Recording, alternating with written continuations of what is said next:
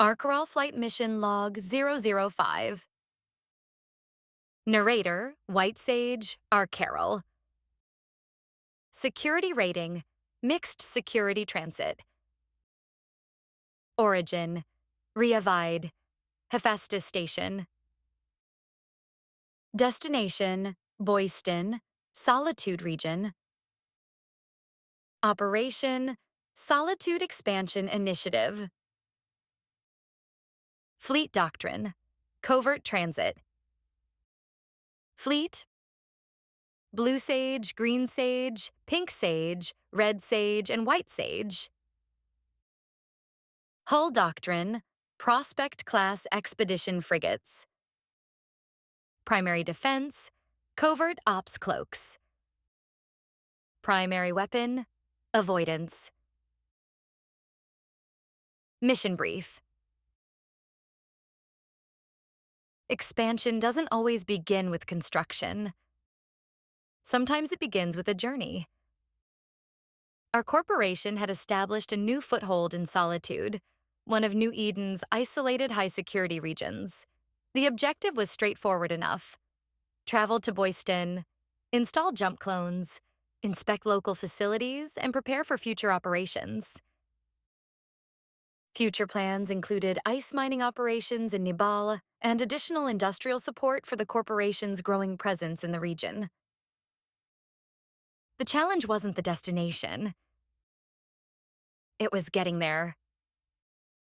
Two routes existed. A safer route spanning roughly 60 jumps. A faster route spanning 39. The shorter route crossed low security and null security space. We chose the shorter route. Not because it was safer, because the window was open. Camp activity had been light. Bubble reports were limited. If we moved efficiently, the risk remained acceptable. To minimize exposure, all members of our Carol flight deployed Prospect Class Expedition Frigates, equipped with covert ops cloaks. No cargo worth stealing. No unnecessary fittings. No heroics. The objective was simple. Arrive. Log. Start. Riavide, Hephaestus Station drifted behind us as the fleet undocked. 5 prospects. Small ships by most standards. Their hulls lacked the firepower of our Tengus and the raw presence of the Golem, but they possessed something equally valuable. The ability to disappear.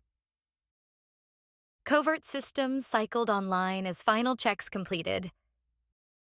Navigation routes confirmed. Bookmarks loaded. Perches verified. We aligned and departed. The first systems passed quietly. Amar space stretched ahead in familiar gold and white.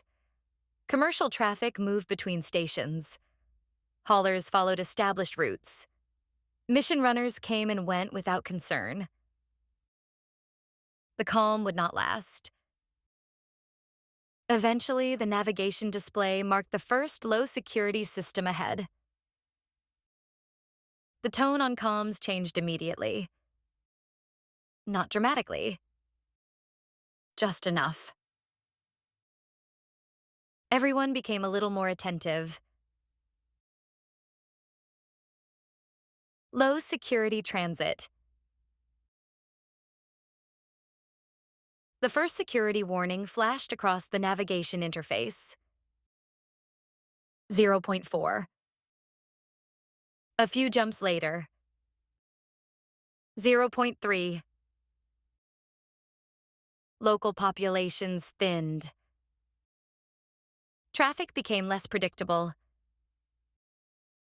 The prospects moved as intended, cloaking almost immediately after every jump.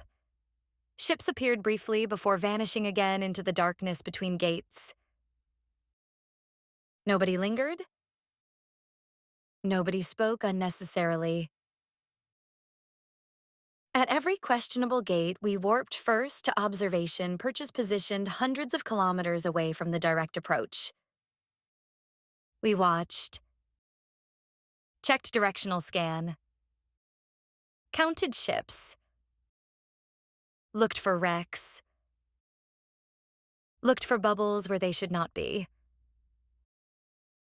Only then did we commit.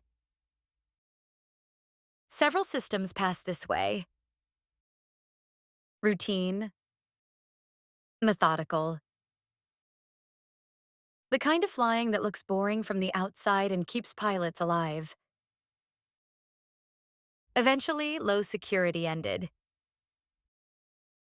The navigation display returned to familiar green. High security space. A temporary reprieve. The return to high security felt strange after the vigilance of low sec. Stations appeared again.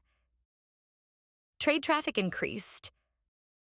Mining barges worked asteroid belts without concern.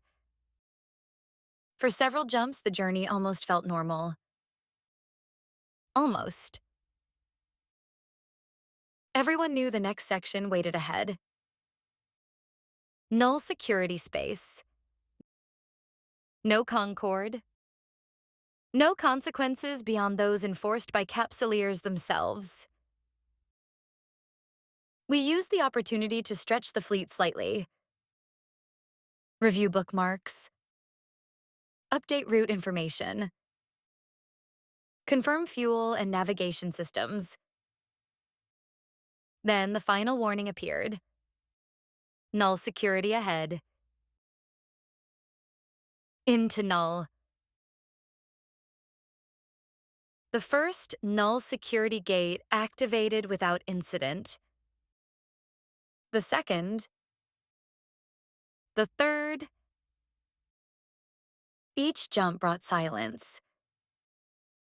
The kind of silence that keeps pilots checking directional scan even when there is nothing to find. Our procedure remained unchanged. Jump. Cloak. Warp to perch.